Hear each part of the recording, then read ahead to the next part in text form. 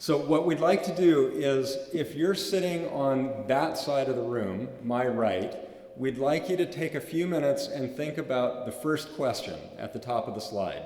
Who are the stakeholders? If you're on this side, my left, we'd like you to think about the second question, are the ocean literacy principles as defined in the United States relevant in the United States, relevant here in Europe? And what I'd like you to do is to take 3 or 4 minutes and turn and talk to somebody next to you about the question that your side of the room is considering.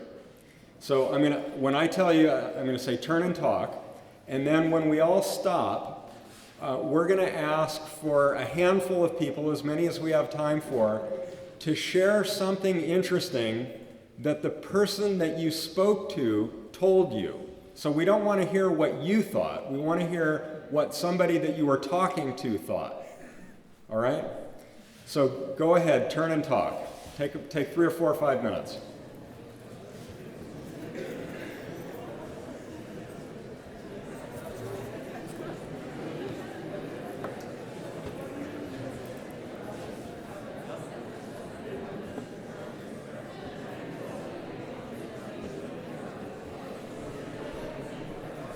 Okay, let's try and come back together as a whole group.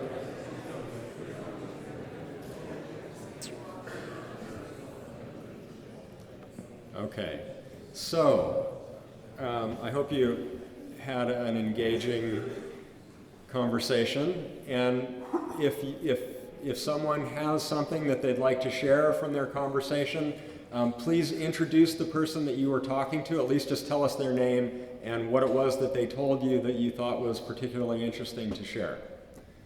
So should we start with this side of the room, about stakeholders, organizations, agencies, individuals that should be involved? Hi, I'm John Joyce. In our group I had Albert Gerdes and a lady from National Geographic, and we were talking about education, and we agreed that educators in terms of teachers were very important, but then we asked the question, where do most people outside the educational sphere particularly get their information? And we realized that it was from the media.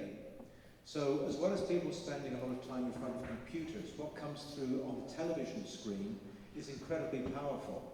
And organizations like National Geographic and other educational orientated programs have the ability and the technology and the skill and the entertainment value to get very strong messages over to people in an almost subliminal, but again, very powerful way. So if we can actually influence the media to get across the messages that we want, they can do so in a very powerful method, in a universal method that reaches everybody. So that was one thing that we took from the discussion. Very nice. Very nice. Thank you. Someone else?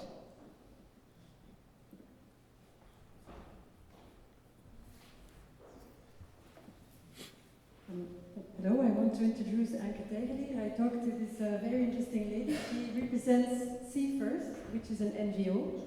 And she explained to me that basically what they're doing as an NGO is translating scientific information to local language, local in the sense that it can be understood at the age, the target groups they want to address. And all the information that they translate, they make it available in media and internet and other sources. It is upon demand actually of the education sector itself. I hope I explained somehow this very interesting 5 minutes we just addressed to each other. Thank you. Great, thank you. Thank you. Well, we had a brief discussion over here in the front, and we have the opinion that the European Union, on the European level, should be involved. If you are able to create an integrated maritime policy, you also should be able to create a structure and fund such a structure in which you create awareness about what you want with such an integrated maritime policy. And that means that you have to invest in ocean literacy. Did I say that correctly? Or okay. So we think the European Union should be a player, and certainly in a funding way. but on the European level.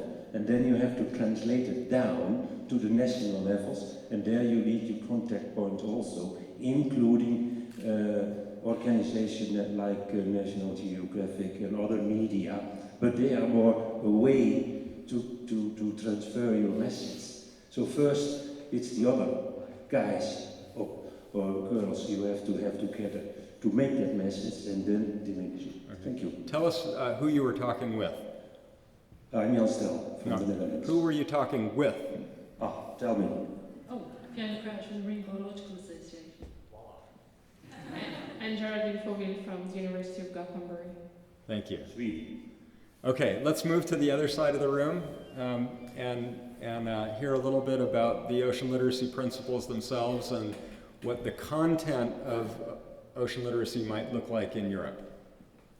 Okay, thank you. And I would like to ask Philip Vellet, to whom I was discussing. He's sitting next to me and he's one of our next speakers. But there's a few ideas that showed up, and I would like him to introduce the outcome of our discussion. Please, Philip. That's cheating. I'm not sure it's a game, but for me there is an important step which is missing. You know, it's about the sustainable use of the ocean, a vision of our I would say partnership with the ocean. You know, we need the ocean to live, and so I don't see it very clearly in this program, you know. So for me, the vision of the sustainable use of the ocean is essential because we need it. Okay. Sustainability. Someone else on this side. Jan? Actually, my neighbor played it very smart, but it was Evie, one of the other organizers. And she passed the question to somebody else. Because in Europe we have one case, of course. Portugal managed already to translate the essential principles. So maybe we should ask if there's somebody in the room from Portugal, how they did this exercise. She's going to do, isn't she, on the program? Yeah.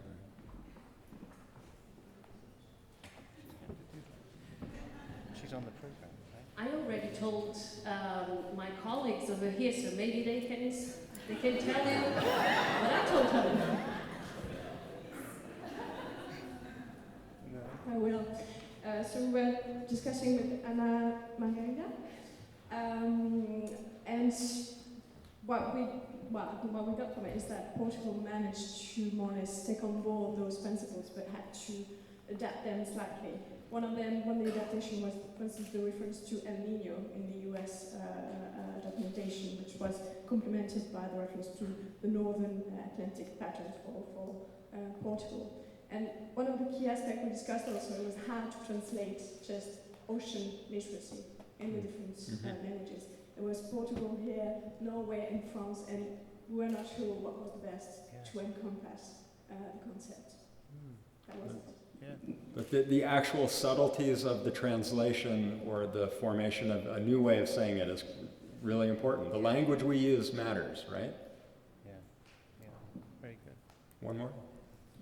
Sorry, I just wanted to add, specifically here, it's the word literacy seems to be a problem not only for Portugal but also for Norway. It looks like it is a difficult word because people are not used to use it on a daily basis. So that's why in Portugal we didn't use the word literacy for the project itself, and it looks like it's not just in Portugal that can be a problem.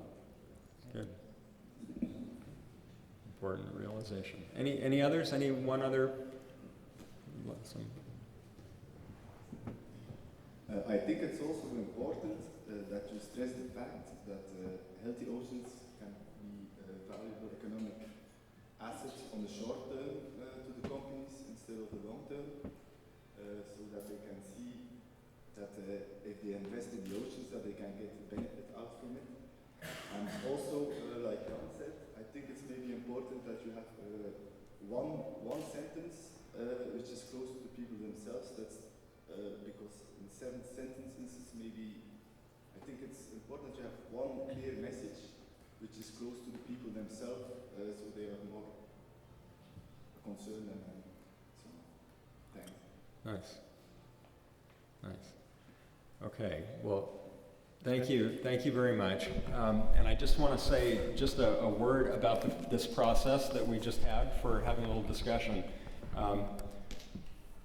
One thing is that I know that the collective knowledge and understanding of you all out there far outweighs the collective knowledge and understanding of the few people who have been invited to speak today. And so these kinds of conversations where people have a chance to talk to each other are often more important than listening to the speakers. So when there is not a chance or a time for elaborate breakout sessions and discussion groups, this very simple strategy of turn and talk is often the answer for getting people to share their ideas. And second of all, the fact that we asked you to share something that your partner told you, not something that you shared, also represents what we think is a really important aspect of this work of coming together as a community and listening to each other rather than waiting for an opportunity to speak. And so we're always trying to practice listening and listening carefully to other smart people that may have something to offer that we don't know about yet. So it's a very simple little thing, took 10 minutes, but it's representative of the type of a process that we've been embarked on over the last several years in the United States.